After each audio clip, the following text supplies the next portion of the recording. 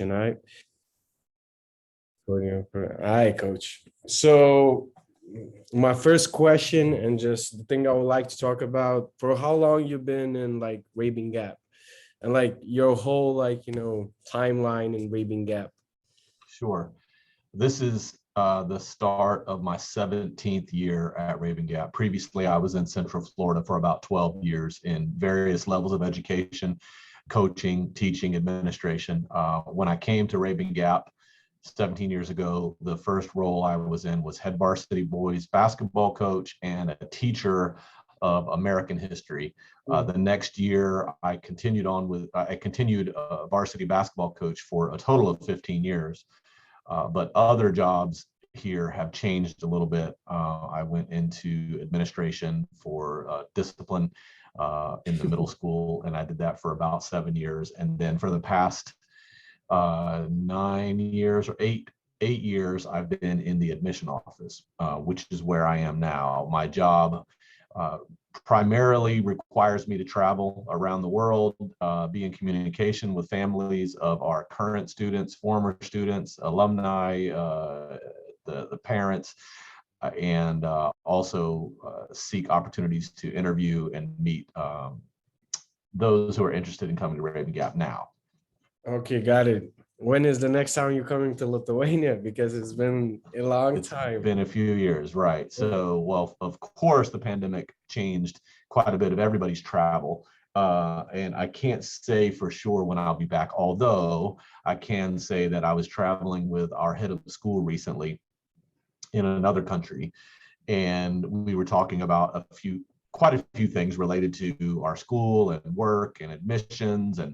And I was, as I always do, I was really praising the quality of people we've had from Lithuania, the students, the athletes, the people, the overall quality has been outstanding.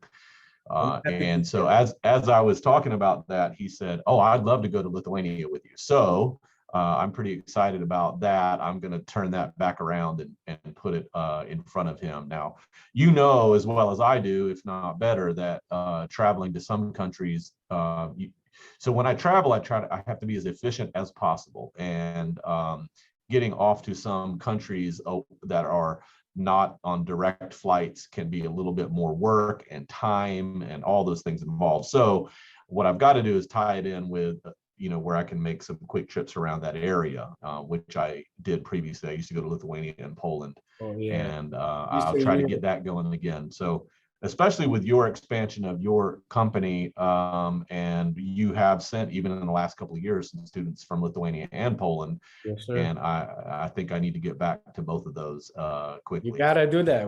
We'll take care of you in Lithuania and Poland. Hey, listen, I talk about Lithuania to everybody. Not only do we have really good kids that have come from there, you being one of them, there's quite a few others, but the quality of people, but the country itself, I find to be absolutely beautiful. I know that when you grow up in a place, you might, on the one hand, love it. On the other hand, think, it's not that great. It's kind of boring. I'm telling you what, Lithuania is one of the most underrated countries, in my opinion, in the world. I know that.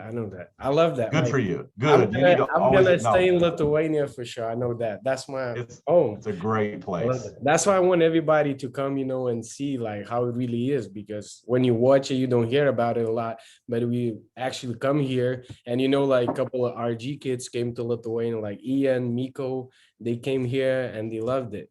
So great. Now let's back to more about like just your school, like Rabun Gap. Just tell us a little bit more like about the culture in the school, community, how you all work together, like international kids, domestic kids, their goals, and what do you expect, from your students and from your also faculty members. What's your value? Yeah, I mean, it's in some ways it's a bit difficult to frame, because I could give you like maybe some statistics and information, but that doesn't really tell the actual story or the truth of who we are. I think it really just comes from the idea of where this school was founded, why it was founded back in 1903. The people who founded the school were the Richies, Andrew Ritchie, There was nothing going on in this area of the state of Georgia. It was mountains, and very few people lived here. And he grew up here and made his way to a really successful life. He went to Harvard. He became a great businessman. And as he was succeeding in life, I think he was in Texas at the time doing really well. And he and his wife decided they needed to come back to this place and start a school. There was really nobody being educated even. So they started a school and were educating the people here locally. And so that mentality, that heart from the very beginning was to help people be educated and help them grow, whether they could afford it or not. So that is in the foundation and the roots and in the DNA of this place. And over the years, it's taken on different levels of growth and has different ways of reaching out. But I like to view it as just a continuation of that original thought. Now it's just expanded around the world. So we have this really caring, nurturing, loving approach that says we would like to help you as a student and your family pursue these really exciting possibilities in your life, academically, artistically, athletically, and we want to partner with you and we want to help you and we're going to embrace you. And anywhere around the world, we want to do that.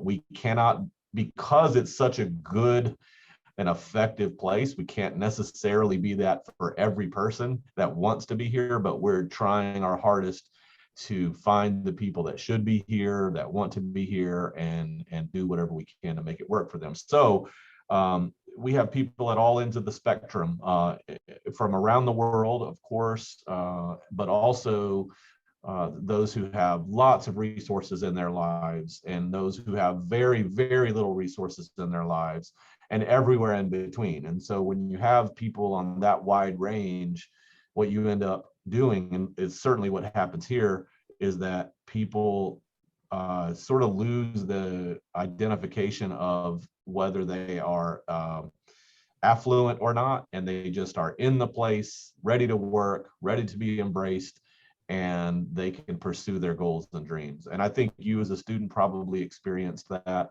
Exactly the same thing. Like, yeah, it's not really something that you can describe and people believe until they are here and feel it. And then the next best way to try to understand it is from somebody who has been here. And then like they can explain that, you know, these people are just helpful and friendly and welcoming. It's not that they're perfect. It's not that they're always friendly. that's life. But it's just a general welcome feeling. And they tell the truth and they keep working hard to try to help you while you're here. After you leave, it's just an extension of your family. And hopefully we can continue to be that way. I think because of the way the school was founded, it has always attracted people to work here that have that mentality. And again, we're not all perfect in no way, shape, or form, but we have this mentality, this heart, and it continues to just build and build on each other. And then the students we attract, really, they're not necessarily, we wouldn't say, you know, oh, we have the best students in the world. We love them. There is no measure whether they're the best student in the world. That doesn't matter. What matters is that they're here. We welcome them here. We love them. And we want them to be the best that they want to be, that they can be. And we're going to help them. Yes, sir. Yes, sir. That's what I got. That's like, you know me, I always, if somebody asks me, like, I'll go, I have the best words from your school and the way they help me and Polish for sure. So, and I still like, you know, I talk to a lot of other schools, and as soon as I mention like Rabun Gap, they're like, wow, that's one of the greatest schools I know right now. And they all just have a good words to say, and all the faculty and community and like the members, like the students, you just gotta win it by yourself. And as soon as you got it, like you take pride in it, there'll be a lot of people that want to help you go with you, you know. So I really love about the school. Also, I want to talk, I'm not sure if you know that, but like, do you know the ratio of your like after Rabun Gap, after the graduate, what is the ratio to college, like percentage? Well, 100% of our graduates are going to be accepted to universities or colleges around the world. There are rare occasions where someone is accepted to a U.S. Or international university or college and they decide not to go there. That does happen on occasion, but it's usually very intentional. So the reality is really all of our students come here with the mindset that they're going to pursue education after high school and they will be accepted. And again, it's around the world. You yourself, you had some options here in the US Yes, sir. and could have pursued those. And you also had great option there in Lithuania. And not every country has the same openness to, if they graduate from the US, they may or may not be able to go back to their country and go to school very easily. Yeah, But it's different. fortunately your school does. So yeah, it's a high percentage, and virtually 100% are going to go to college. And what that does is it doesn't, again, make any student necessarily better than another student in another place. But what it does is it gets everybody with the same general mentality. We're here to learn and grow and prepare for the next opportunity. And that eliminates silliness a lot of times. We have things we need to do. So let's just move on. Yes, sir. Now a little bit more about, like, we all athletes here. You as a coach, me as a player. I don't count you as a player no more. It's been a long time. So me as alumni from Rabun Gap, like, it's been 4 years, almost 5 years. And I seen that athletics in Rabun Gap really grew during that time. So could you tell me, like, the key factors, what happened, what changed and stuff like that? Because from what I saw, I'm not like, I'm not saying it was wonderful and perfect, but I'm still see it's growing and it's go, you're sending more kids to D1 schools in every sport. They get like D2 more scholarships and stuff like that, more exposure. So how did it all happen? Or like key factors, maybe you changed something, maybe you didn't, but like just in general to talk about it. Yeah, I love to talk about this, and I am so fortunate and blessed to have seen the majority of the growth here in athletics. Uh, a quick back up to maybe the 90s and early 2000s, the school again had lots of different phases of its life necessarily, to survive at some point, to reach the community. So it has had different personalities. It's always had the same heart. Well, in the 90s and early 2000s, it was considered a very good academic school, very good. And it was also considered a very good artistic school, visual arts, performing arts, all those things. And it was not considered good in sports. And the head of school at the time, whose name was John Marshall, he had been hired, maybe 2 years before. So maybe he was 2004, I think. He was hired. Well, I was approached, or I came to visit. Actually, somebody reached out to me and asked if I would be interested in working here. Mm. And at the time, the sports was terrible. For example, boys basketball was winning no more than 4 games in 1 year, and that was the most, 4 games, and it was against really bad teams. And so the head of school said, we need to hire some coaches who know how to coach. And I had a connection to someone working here. He asked if I would coach here. There was a long story behind it. Initially, I was not interested, but eventually I became extremely interested and wanted to be here badly for my own life, but also my family, my children. And so that, to me, that's when the journey began. And I really was the first coach that they hired to start changing the way that they approached sports. And over time, to be completely honest with you, now the coaches are, I think, at a much higher capability than I ever was. I did what I needed to do. I changed them. I helped change the mentality of how we approached practicing, training, off season, before school, recruiting.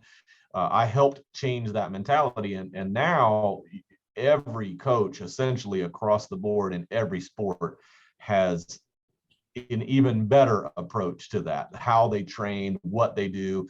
The thing that I think our coaches have added recently that is something that really is outside of my realm is a pretty high level of effectiveness in social media. I appreciate social media. I use it. I love to pay attention to it, but I don't have a natural inclination to know how to do it well.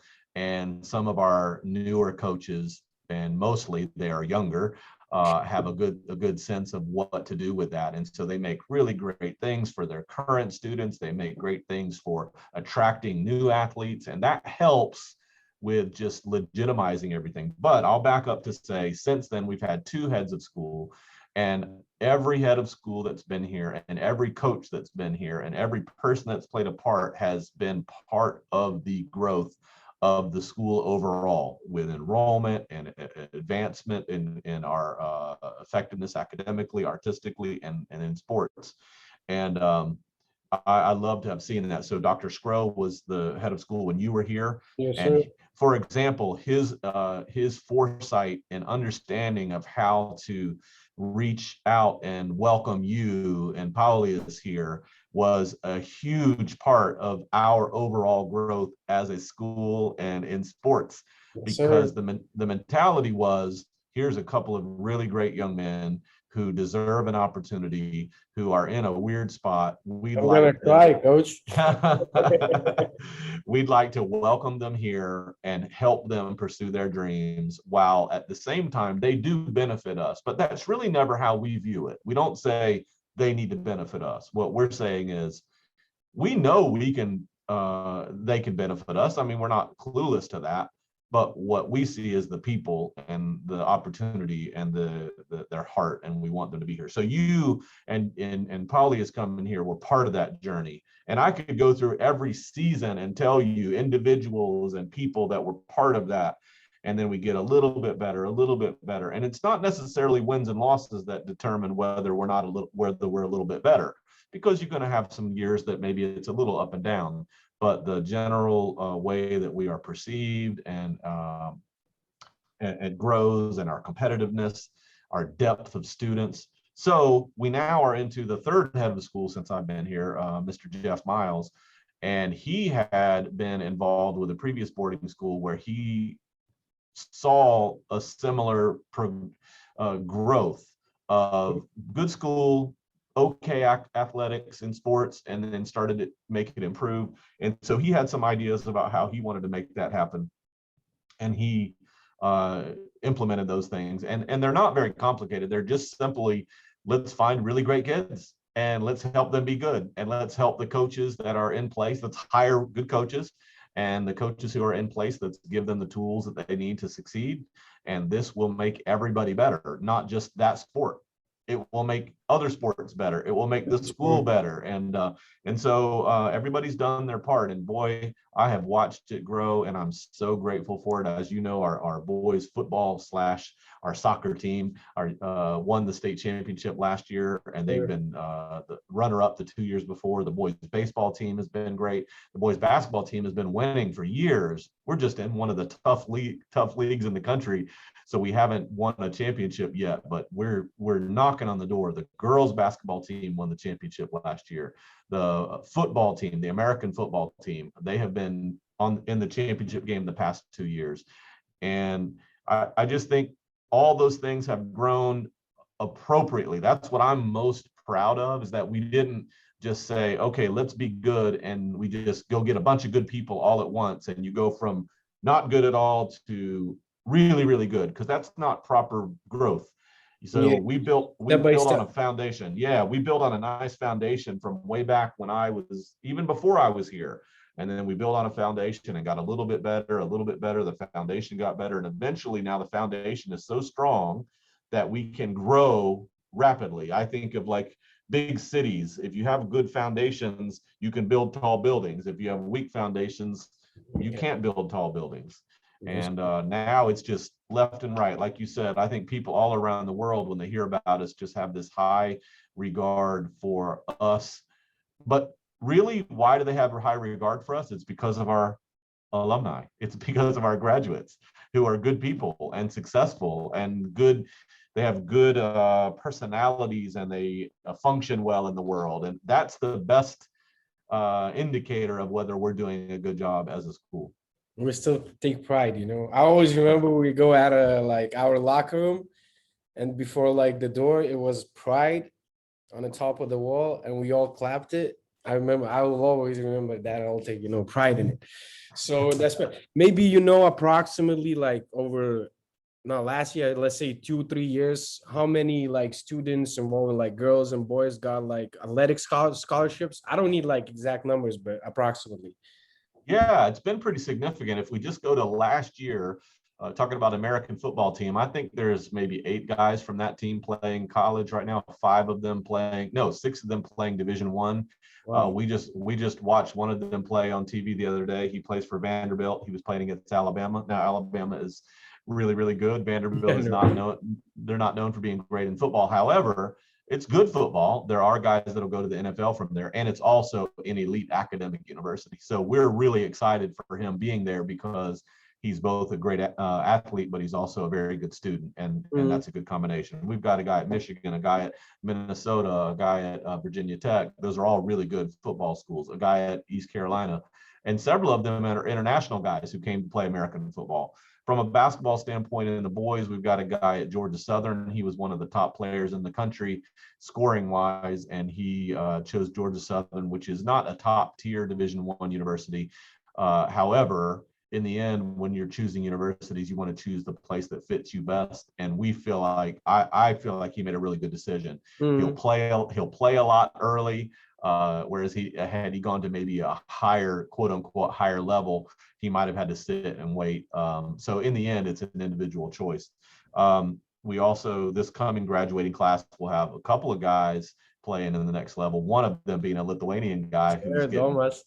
yeah, he's getting great recruiting right now at some really wonderful universities. For example, University of Pennsylvania, which is an Ivy League school, very great school.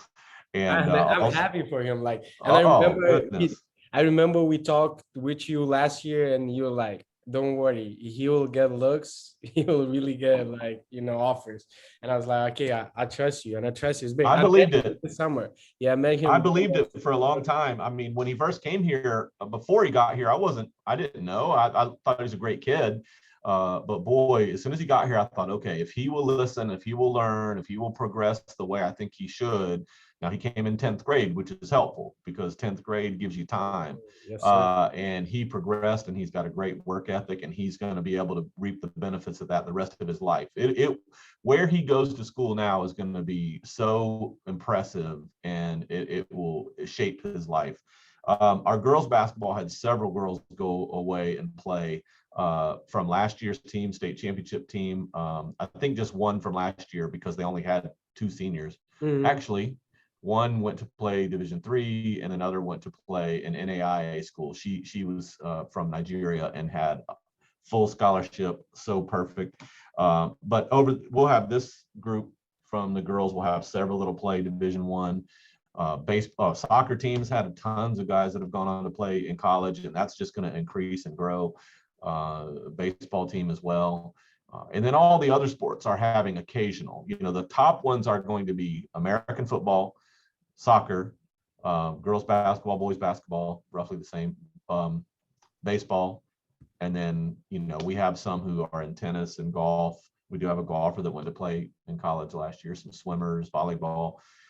So I will have a couple golfers this year to offer, and probably yeah, I'm meeting Wednesday a golf coach. I fantastic. started playing golf. My mom is No like, way. yeah, my mom is becoming professional. Like she having practices every week. That's great. Golf is such a wonderful sport. It's something you can play even when your legs stop working and I your know that's back. why my mom probably tired to I play. love it. Yeah, our family got into it. I met a couple, coaches and people. So this Wednesday, me and colleague are going to meet 2 new kids that play golf, and they are young, so we You excited. have a course there in Yeah, we Conus? have like not it's not far from Kona's, like Okay, like 30-40 miles from Kona's. great, So great. yeah, it's big. It's big. All right. That's on my list then. I need to come there and play. Yes. Oh, real takey. You can compete with my mom, on the course and stuff. I would love to see that. All right. Next question I would like to ask from students, like student affluence perspective, like, they leave their home, they young and they like you, they coming alone, no, like their family, the friends they leave behind, and they coming to the new place, new culture and everything. So some like what I would say, what do they face during that time, first months and stuff like that, struggles they face, like you see people like the kids, you talk to them, and as soon as they came, what they have to think of before coming, like the struggles they're gonna face and how they gonna adapt to that. Yeah, it can vary a little bit based on the age, and it can vary a little bit based on just the personality and uh, fearlessness certain kids have. But if you take the general approach, if somebody comes in, say, grade 9 or grade 10, they're usually going to be very nervous at the beginning. If they're not nervous, they're probably not thinking clearly, because it is a new experience, and they probably should be nervous. They have to make new friends. They have to decide. You have to know how to get around places. There's a lot to learn. So that excitement usually, I mean, that nervousness usually is gone very quickly, because there's things to do when they get here. They meet new people, and it's gone quickly. However, over the first month or two, the times that they usually struggle the most would be on the weekends, or at night, or a combination of both, when they don't have as much to do, they're not busy, and maybe they're in their room. For example, here's a scenario that happens a good bit. Let's say a young person from a country far away, Lithuania, Poland, so anywhere, and their roommate is maybe from somewhere here in the US. And then a weekend comes and that roommate goes home, Mm. and the student is sitting in their room, and they've had a lot of fun, they've met people, they've had some training in their sport or whatever, and yet there's a weekend and it's quiet, their roommate's gone, and they start thinking, well, they went to go spend time with their family and I'm missing my family. And the time is maybe 10 or 11 at night, and it's not the right time to call their family because their family's still sleeping, and they can start to feel sad. And that is almost certainly going to happen at some point, maybe more than once. Then it can bounce back, because then they're busy, they have some training, they go outside, and they go on a trip, maybe they go see a movie, and everything's fine. And then when the fall break comes, which is coming up this coming weekend, actually, Mm. fall break I have usually seen to be one of the most challenging time, because again, fall break comes, and the dorms are open, but you have a few days off from school, about 4 days off from school. Actually, it's going to be 5 this year. They have no school Friday, Saturday, Sunday, Monday, Tuesday, and so you have 5 days of Some no school. extra days. We You have didn't some have nice, that. We didn't yeah, have I don't that. think you did. You have some nice activities, some things to do. You also have some downtime and relaxation. But again, maybe a couple of your friends go to somebody's house and the dorm has fewer people in it, and you have some time by yourself. And also the weather is starting to change, it's starting to become fall. And you think, oh no, this is weird. And what is it like at home at this time? What are my family doing? And also your first grades have just come out. And if you are struggling in your grades, that's also a little bit of an emotional thing, because sometimes you do struggle initially, and then it gets tough. But once you get through those times, you have very little of that after that. Mostly after that, you can have a little bit of like, I kind of miss home, or, I wish I would have some food that my parents make or my grandma makes.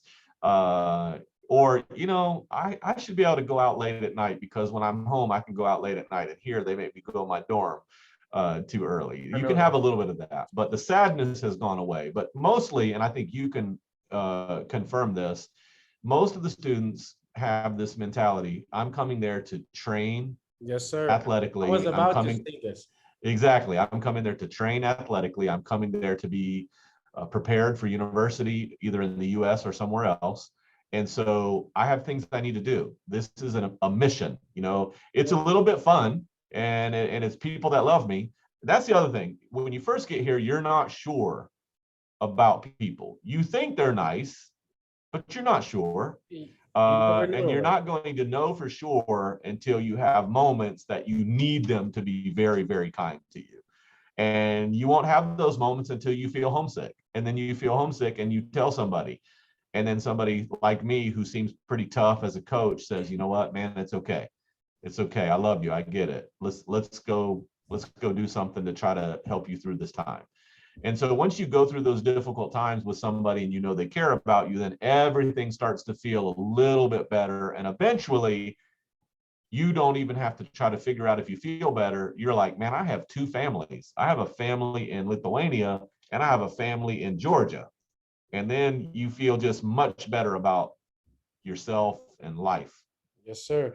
So we have coach 7 minutes, and I have one question to cover up, one more. But like I always wanted to add up. I remember what my parents told me is like, you're home in Lithuania, they will never gonna be gone, they're not going away. Like you always welcome, and you always welcome to come back whenever you want. You here like on a mission, as you mentioned. You come here to work, to prepare for future universities, athletics, and everything. So I was just trying not to think about, missing home and stuff like that. I knew I have you, I knew I have my teammates, other friends, teachers, faculty. And that's why Rabun Gap, like it makes you feel so home, like you home, that you never thought about, like, hometown actually. So that is perfect. And that's what I loved about it. I never had a homesick. So, and last question, we have 6 minutes. So it will be like, what you're looking as a school, as you work at admissions now, you still talk to coaches. What do you look like from the kids that is trying to come, and apply to your school, like athletic wise, theater wise, or just from school, what you're looking in a kid and his family and stuff like that, like main criterias.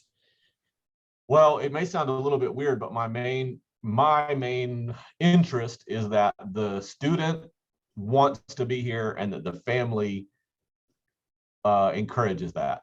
And that might seem a little bit broad, but when you are working with people like yourself and your company or other agencies, and you've looked at other schools, what I hope that they look at when their investigation, their research, their inquiries, their interviews, that they ultimately conclude, well, Rabun Gap is the best place for me. Because if that is not the case and you come here with any regret, then when things are tough, because they'll be tough in your sport, they'll be tough in your classes, they'll be tough sometimes just because you have a tough day, you may start thinking, I wish I was somewhere else. Well, nobody wants that. That's not good for anybody. So that's the number one.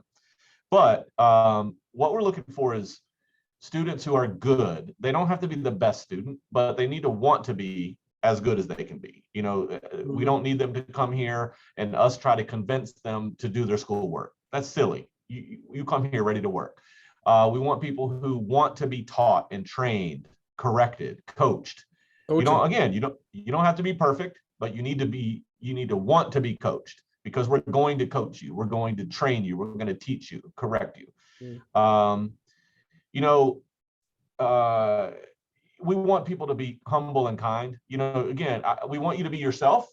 So we don't want somebody to be quiet who is loud. We don't want somebody to be loud who is quiet. We want you to be yourself, but we want you to be humble. And by humble, it doesn't mean to be soft. It doesn't mean to be weak. It means to be acknowledge that you are important, but also that person is important, and that person is important.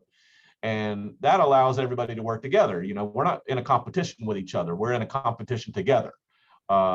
Everybody on the team, everybody on the campus, we're all trying to do the same things. So I want to say something real quick about finances, because it is a factor. It's gonna be a challenge for families in some places to justify the idea of paying money, especially when they have good education at little or no cost. But here's the thing. When you invest in something like this, there's a lot of things that come with it, not just education. There's a lot of other factors that come with it in preparation. And when you're able to take that opportunity that you have and turn it into an Ivy League education or something similar, whatever investment you made between coming here and being at home, then it's worth it. But it's always a risk. There is no guarantee. There is no guarantee. There's never guaranteed. Yeah, you can put a lot of time and money.